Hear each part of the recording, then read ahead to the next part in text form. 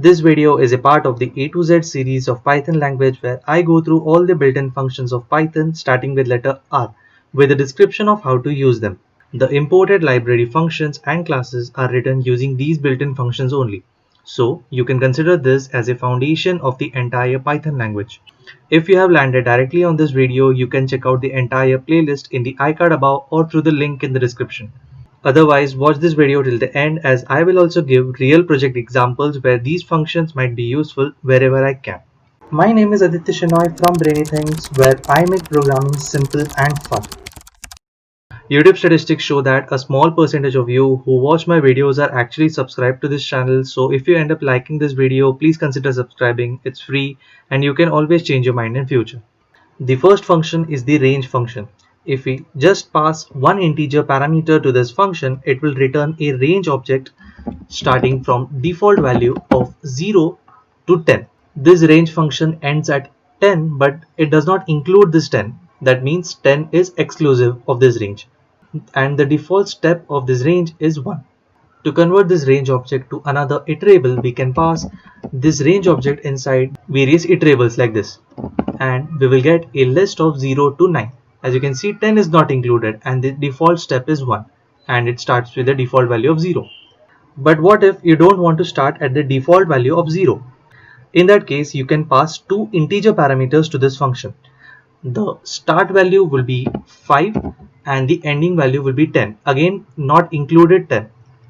So if I run this, as you can see, the range starts with 5 and ends at 10 but not included 10. The step value is again 1. And what if you don't want to use the default step value of 1? So in that case, you can pass 3 integer parameters to this function. So I will pass an integer of 2, and as you can see, the range starts with 5, steps of 2 is taken, and the range ends at 10. Range functions can only take integer parameters, otherwise error would be raised. Range functions are very useful in for loops, and there are many applications where you may want to iterate through a range of numbers. Ability to change the start and step values along with the end value makes this function very flexible and useful. It can also be used to create other iterables like this without having to type the entire range yourself. The next function is the rep function, REPR. This function takes one mandatory parameter. So I will pass a string and a new line character at the end. And if I run this, as you can see, the new line character is not being printed normally. The backslash character has been escaped with another backslash character and the entire thing has been quoted as a string. This function tries to ensure that the string returned by this function, if passed inside the eval function, which will give back the original object back. So I will pass this value returned by the rep function inside the eval function.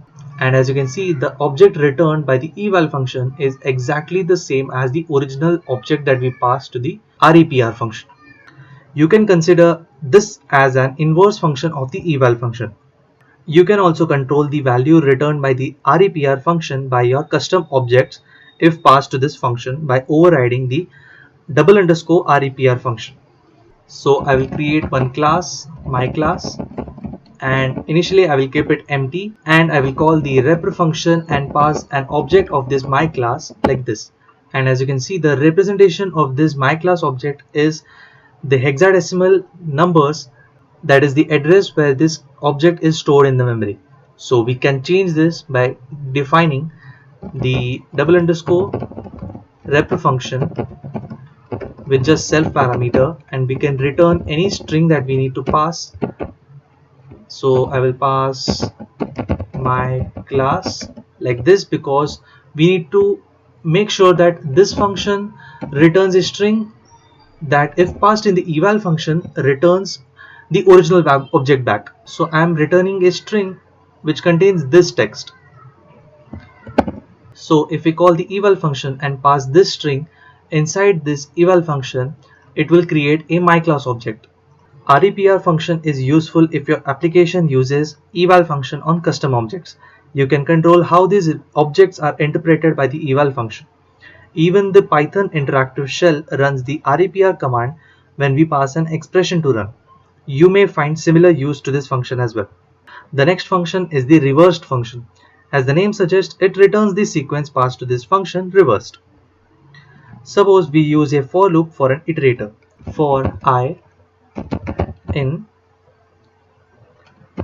1, 2 and 3, print I. So it will print the elements of the list normally.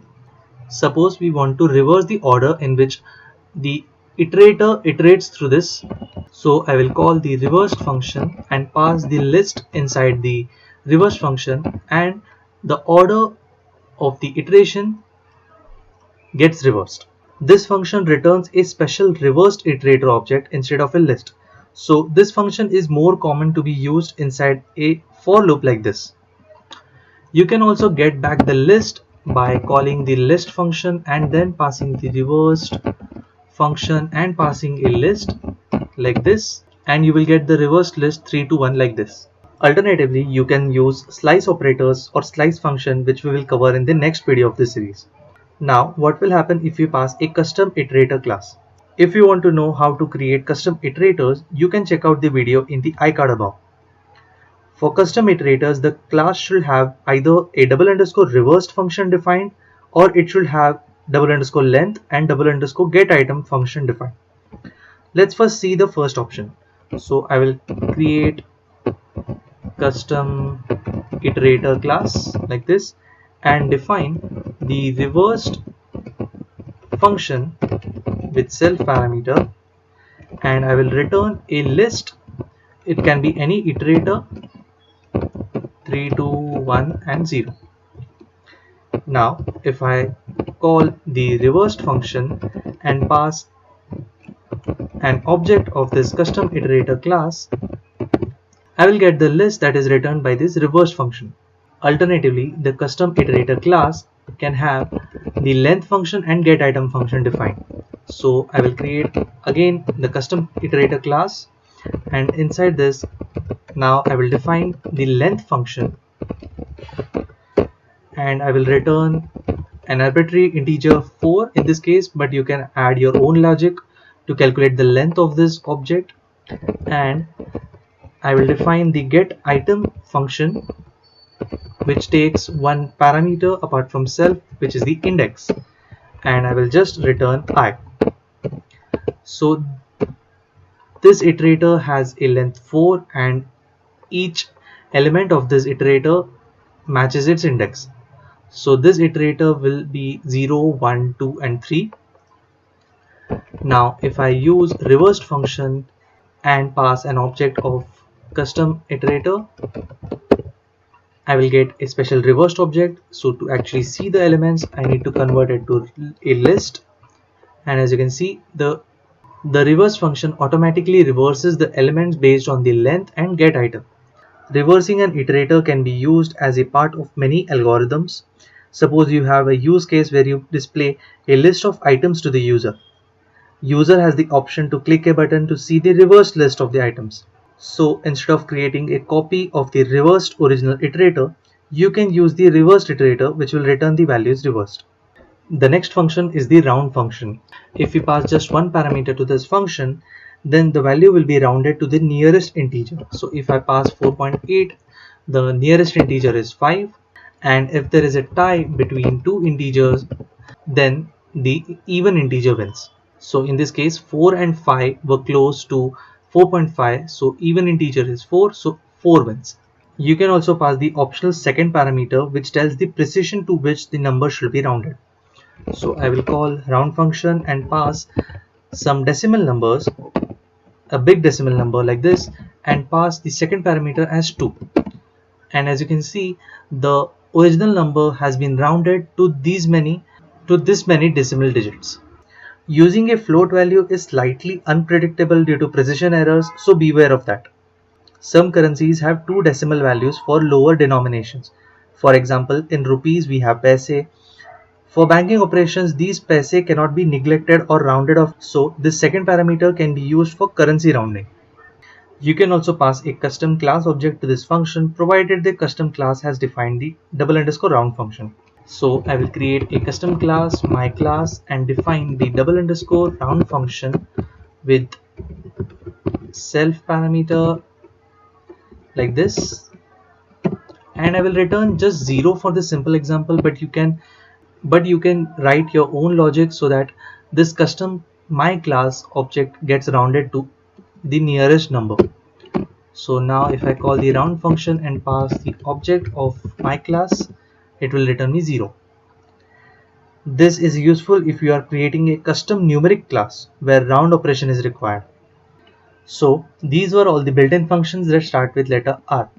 If you ended up liking this video, please press that like button, comment any feedback that you have for this video or this channel, share this video with your friends. The code that I write in all my videos of this channel is available in my GitHub profile, whose link is in the description.